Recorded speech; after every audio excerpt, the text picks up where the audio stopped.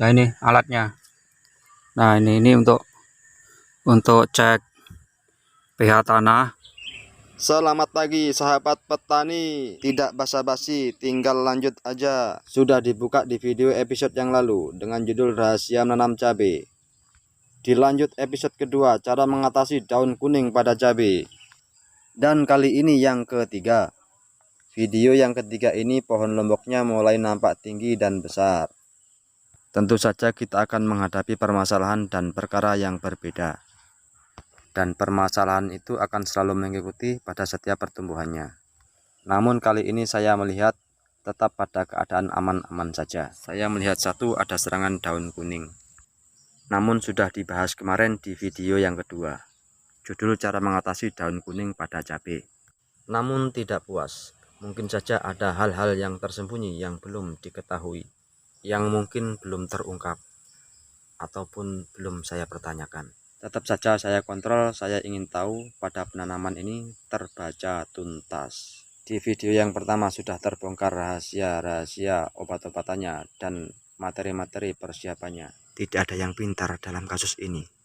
Kita semua sama-sama belajar. Dengan melihat tanggal penanamannya 15 Mei 2021, tipe Lombok Ori 212. Hingga saat ini 16 Juli tahun 2021, Lombok sudah mencapai ketinggian 150 cm. Setelah buah pemula ini yang cuma 1, 2, 3 buah, maka pohon Lombok akan mengembangkan rantingnya sehingga pohon akan mekar. Rantingnya akan melebar ke kanan dan ke kiri sehingga pohon akan menjadi besar. Kalau mengetahui pH tanah itu bagaimana maksudnya? Saya belum pernah tahu informasinya ini. Nah ini alatnya. Nah ini untuk cek pH tanah. Kalau yang tengah ini kan tengah ini sinar, berarti sinarnya coba kita tutup yang kecil. Nah kan gitu. Nah, coba nanti kita masukkan ke tanah, lihat pH-nya. Apakah pH-nya ini di bawah 6 atau 7. Oke, ini pH, ini ada tulisan pH. Kita celek ke ini. Bagus toh. Itu dari sana kan angka 7. Oh, itu menemukan angka 7 ya. Nah, angka 7. Itu maksudnya kalau angka 7 itu gimana? Artinya bagus. pH itu kalau Lombok itu seharusnya kan harus di atas 6. Oh, gitu ya. pH-nya. Dulu sebelum tanam ini pH kan sekitar 5. Setelah saya kapur, saya apa, itu segitu. Oke. Berarti untuk menaikkan pH itu kita pakai apa, Mas? Pakai pupuk apa? Dolomit lah saya. Dolomit. Intinya dolomit itu yang paling bagus. Menaikkan ya, justru kita menaikkan pH ya, bukan menurunkan ya. Iya kan tanah Kalimantan kan ada asam-asamnya kan. Ya rata-rata lingklingan kudune kan langsung matahari. Oh ya. Ini untuk anu lah. Artinya ini untuk ukur lah. Jadi untuk tolak ukurnya, kalau orang sakit kan biasanya tekanan darah tinggi pakai apa itu yang dipencet-pencet. Kalau ini ya seperti ini kan untuk pH, intinya pH ini ya. pH sama ini kurang anu ini. Oke, cabut. Kurang kocoran. Ini kan sudah ada semingguan ini. Mulai muncul. Mulai di dalam itu buah tok itu. Ini kan belum buah yang keseluruhannya, Mas. Masih baru muncul. Ya inilah, ada yang agak kuning wajar, enggak jauh seperti manusia juga, mungkin ada yang sakit. Ada yang kuning saya kasih obat, ada yang sembuh, ada juga yang enggak sembuh. Ya seperti manusia lah. Tapi ya alhamdulillah sudah bagus lah, sudah lumayan. Beliau ini selain punya lahan untuk Lombok, di sebelahnya juga punya waduk ya, sangat strategis ya guys. Ya, cuman sayangnya waduknya ini belum sempat dibersihkan guys. Nah ini waduknya, ini sungai, cuman sungai itu dibendung. Jadi akhirnya airnya menggenang menjadi waduk. Ini sangat cocok, ini sangat kuat untuk penanaman lombok ini, sudah pokoknya terjamin kalau untuk penyiraman pada lombok. Dan sangat sederhana sekali untuk pengairannya, nggak perlu besar-besar alatnya, hanya menggunakan sanyo ini aja.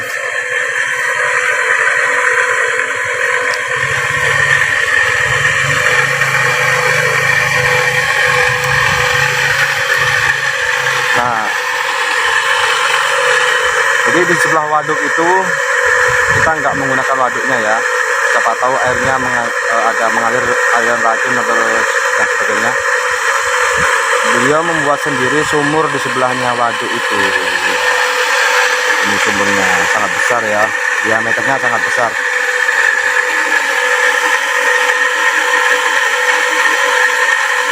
Oke ya, diameter sumurnya sangat besar, ada kalau 2 meter ya, 2 meter lebih ini, dan hanya menggunakan sanyo.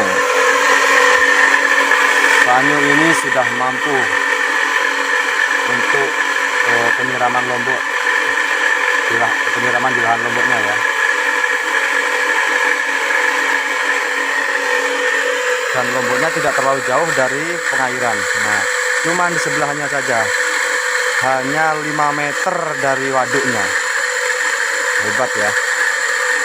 Ini adalah tempat yang strategis untuk penyaluran air dari waduk, dari sumurnya dengan lahannya tidak terlalu jauh. Sangat bersyukur sekali punya lahan yang strategis seperti ini ya. Nah, ini saya berjalan ke lahannya. Dari sumur ataupun waduknya berjalan ke lahannya hanya 5 langkah sampai pada lahan tanaman lomboknya. Oke guys, mantap sekali guys. Saya juga kepingin kalau punya lahan seperti ini ya, yang sangat strategis, dekat dengan pengairan. Tempatnya tidak terlalu menjulang ke bawah ya, hanya mendatar saja ini tempatnya. Sekitar ketinggian 1 meter dari datar ya, 1,5 meter lah dari daratan lahan lombok ke waduknya. Itu turunnya hanya sekitar 1,5 meter, nggak sampai.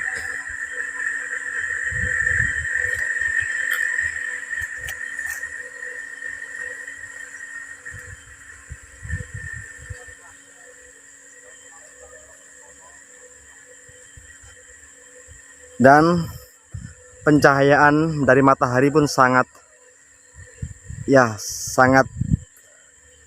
langsung, tidak ada yang melindunginya ya, tidak terlindung dengan pohon-pohonan, langsung diterima terik mataharinya, langsung diterima oleh tanaman lombok itu.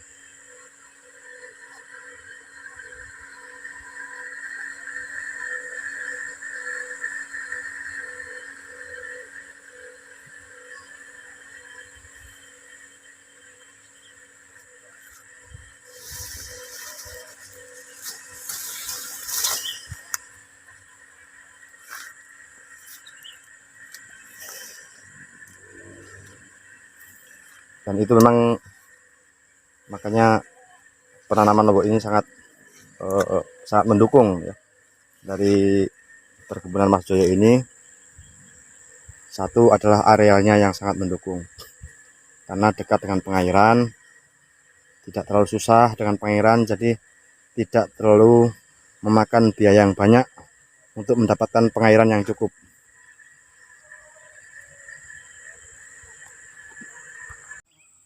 Dan juga saya menemukan sebuah alat. Setelah saya tanyakan kegunaannya alat ini tadi ya, rupanya alat ini digunakan untuk menimbang obat serbuk dalam satuan gram, agar tidak berlebihan ataupun kurang dalam dosis yang ditentukan. Wow, ternyata saya juga menemukan rupanya sedetail itu untuk menentukan ketentuan dosis. Baik, kita ombok-ombok lagi, kita periksa-periksa yang lain ya guys, mungkin kita menemukan hal-hal yang lain.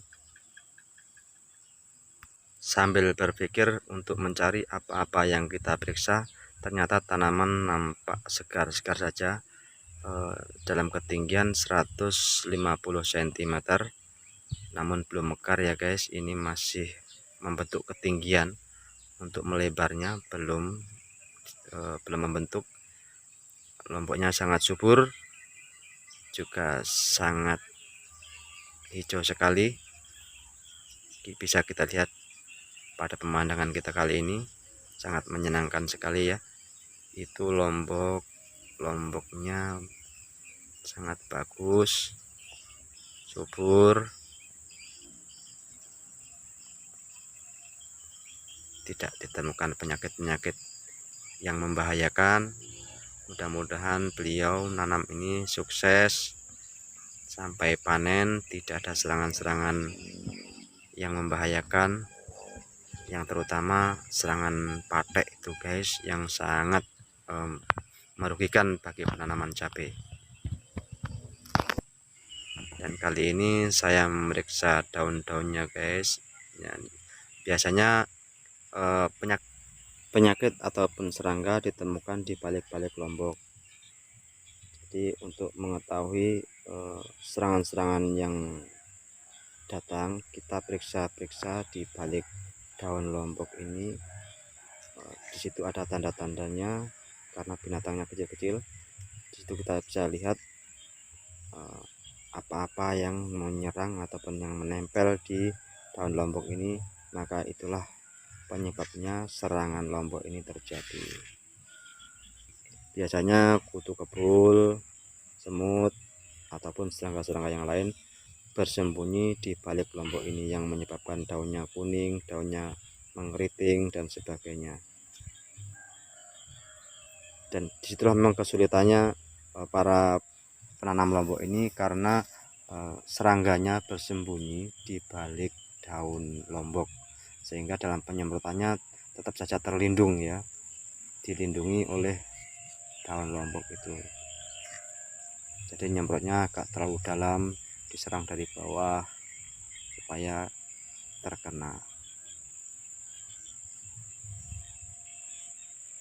Oke kawan, saya coba lagi periksa-periksa yang lain, mungkin pada bedengan ataupun yang lainnya ya. Kita coba kali ini kita buka bedengannya, seperti apa keadaan di dalam bedengan tersebut. Ini saya juga belum pernah mencoba membuka-buka ini ya. Baik, ini saya coba membukanya. Wow, ternyata akarnya, ini akar lombok guys, akarnya sudah menjalar dengan subur. Nampak sekali akar serabut putihnya ini adalah akar lombok guys, yang sudah menjalar jauh dari pangkal lombok, menyerap pupuk yang sudah diaduk di dalam bedengan ini. Oh, kan jauh ya, antara akar dengan pohonnya sudah jauh sekali. Ini menandakan bahwa jaringan lombok ini sudah sangat lebar untuk penyerapan pupuk ataupun makanan pada pohon lombok tersebut.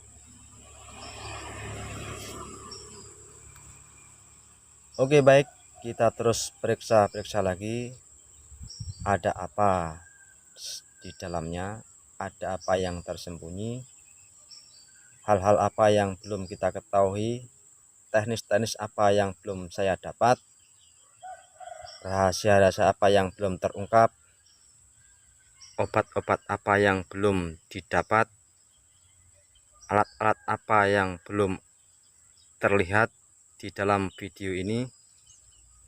Tentunya nantikan saja di video selanjutnya, akan kami tuntaskan semua teknis-teknisnya, akan kami buka semua rahasia-rahasianya, supaya saya dan kawan-kawan nanti andaikan ada inisiatif untuk menanam lombok, terlebih dulu mengetahui teknis-teknisnya, pengobatannya, persiapannya, dan mengetahui permasalahan-permasalahan yang akan tiba.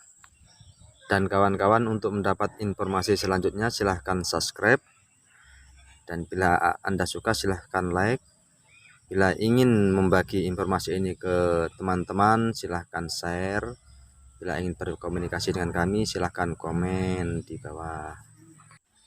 Untuk sementara kali ini fokus tidak membuat video konten lain, lagi fokus pada pertumbuhan dan perkembangan ataupun permasalahan pada tanaman cabai atau lombok ini sampai panen hingga selesai nanti. Dan untuk video yang lain saya menunggu episode lombok ini selesai. Oke, sampai jumpa kawan-kawan. Assalamualaikum warahmatullahi wabarakatuh. Sampai jumpa di video berikutnya di channel YouTube Toha TV.